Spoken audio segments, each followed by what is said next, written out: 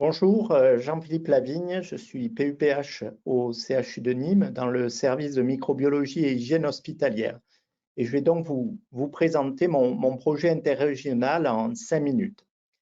Il avait pour titre le pied diabétique et notamment d'étudier la présence de certains gènes de virulence de staphylocoque doré comme facteur pronostic du devenir des plaies de grade 1 chez les diabétiques pour essayer de différencier les colonisations et les infections. Le budget obtenu s'est élevé à 91 000 euros dans le cadre de cet appel à projet interrégional que j'ai obtenu en 2007. Alors, ça peut paraître loin de 2007, mais en fait, vous allez voir qu'il est à la base de l'ensemble et de nombreux projets que j'ai pu développer par la suite. Alors, pourquoi on s'est intéressé à cette pathologie? En fait, les diabétiques dans le monde, c'est considérable puisqu'on estime qu'à peu près un adulte sur 10 ou 11 a un diabète, ce qui représente environ 425 millions de personnes, et notamment dans les pays en voie de développement. Et à peu près toutes les 7 secondes, quelqu'un va mourir des causes du diabète, et nous le reverrons tout à l'heure, ces causes notamment peuvent entraîner différents impacts, en particulier au niveau des amputations. En effet, une des principales complications dans le diabète, c'est des plaies qui apparaissent au niveau des pieds. Et ces plaies derrière, qui sont la conséquence de l'artériopathie et de la neuropathie présente chez ces patients du fait de l'hyperglycémie, très fréquemment, elles vont s'infecter. Et ces infections, malheureusement, elles sont très difficiles à guérir, elles récidivent énormément et les facteurs pronostiques chez ces patients sont très sombres puisqu'on estime que 68% de ces patients vont mourir dans les 5 ans. Et une autre problématique que je vous ai évoquée tout à l'heure, c'est les complications de ces infections de plaies du pied qui vont conduire à des amputations. On estime que dans le monde, toutes les 20 secondes, on ampute quelqu'un. En France, on a un petit peu plus de 8000 amputations par an en France, qui en fait la première cause d'amputation, quelles que soient les origines. Alors pourquoi nous sommes intéressés à cette problématique? C'est tout simplement parce que la plupart du temps, lorsque en infectiologie, on est conduit à donner des conseils à nos collègues diabétologues, eh bien, on s'aperçoit qu'il est très difficile de savoir quand est-ce qu'on doit mettre des traitements antibiotiques, et majoritairement, il est vrai que ces patients reçoivent beaucoup de lignes d'antibiotiques, ce qui favorise la sélection des bactéries multirésistantes.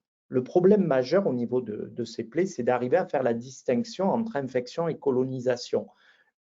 Sur notre revêtement cutané, nous sommes remplis de bactéries, et lorsque nous allons retrouver une plaie, ces bactéries vont venir recouvrir cette plaie. Comment savoir laquelle de ces bactéries peut être pathogène? C'est toute la question, et c'était la base de notre PHRC interrégional, suivi derrière d'une étude nationale sur la bactérie principalement identifiée dans ces pathologies, le staphylocoque doré.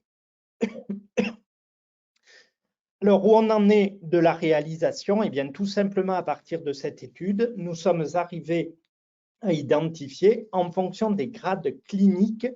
Donc, le grade 1, c'est une colonisation de la plaie, alors que les grades 2, 3, 4 pardon, sont des infections.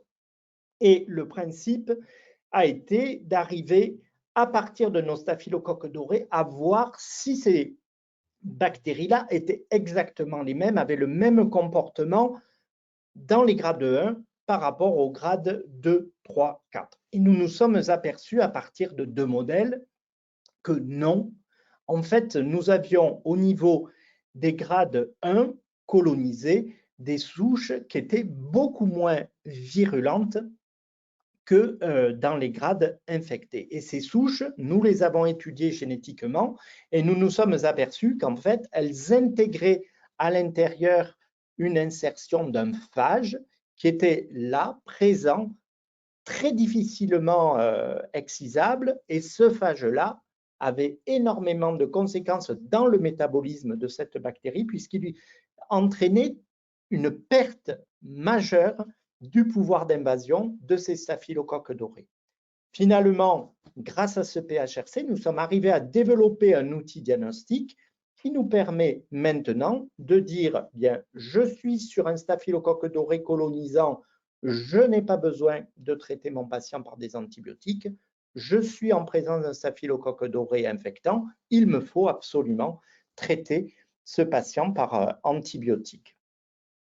Plusieurs publications ont été permises à partir de ce PHRC dans les meilleures revues de diabétologie. Et comme je le disais en préambule, ce travail nous a ouvert énormément de perspectives pour mieux comprendre la virulence des souches et ce passage entre colonisation et infection. Évidemment, si j'avais un conseil à donner à des jeunes qui voudraient se lancer dans les PHRC, je pense que c'est un élément essentiel et comme le disait Gilbert Cesbron, il est souvent nécessaire d'entreprendre pour espérer, de persévérer pour réussir. Nous, c'est ce que nous avons fait, nous avons cru en notre projet et derrière, eh bien, il nous a ouvert énormément de voies de recherche qui, actuellement, encore en 2022, sont en cours pour mieux comprendre toutes ces problématiques. Je vous remercie pour votre attention.